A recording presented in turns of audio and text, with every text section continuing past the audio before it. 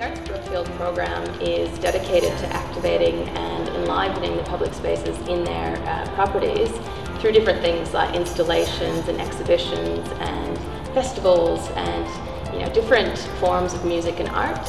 Point to Paint is the second interactive installation that we've created for Brookfield Place, Perth. As it was going to be running during the school holiday period and also at the same time as another interactive installation from the Awesome Arts Festival, our aim was to create something that would activate and engage and delight children, but also had an art theme threaded through it. How we designed the experience was really important. It had to be as natural as possible. When you consider the audience, they're kids, and kids aren't going to read instructions. It just had to be something that kids could step up to, be something familiar to them, like it's the real world, and off they go, unprompted. To design that kind of natural experience is actually quite difficult, to make something very simple.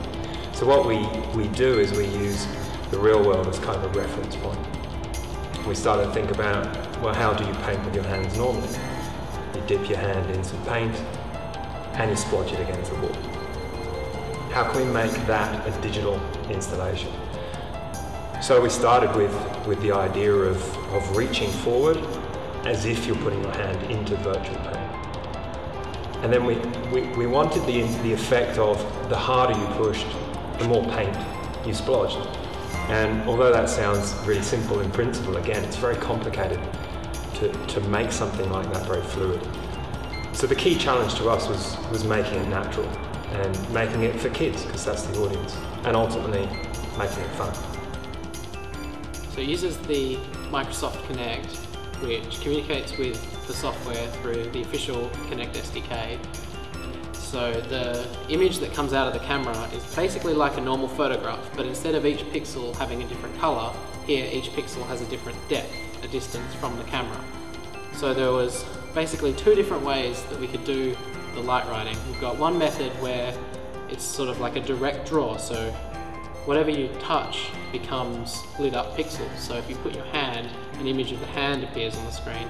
The problem with this though is that it's harder to activate certain parts of the screen, like having buttons, because there's so many false positives of things in the background or your legs getting in the way. Another way of doing it is by having a cursor, like a paintbrush basically, which is controlled by a single point on your hand, and you can move that around. For this particular application though, that doesn't fit with what we were going for, which is having finger painting, where you could touch in multiple places, you could use both your hands. So we ended up not using that. But then we've still got this problem of how do you change the colour?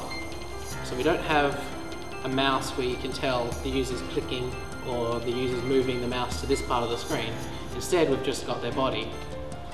Yeah. So one way that would be ideal for that would be to have a plane of glass that shows the user, if you touch this glass, then you're interacting with the application. The problem with that though is that the glass itself interacts with the application. The way the Kinect works is it sends out a series of infrared beams and then has an infrared camera that sees how those beams are changed, and from that it can tell how far away things are. The problem with the glass, of course, is that the glass exists in that space and reflects the light partially, which causes a lot of interference.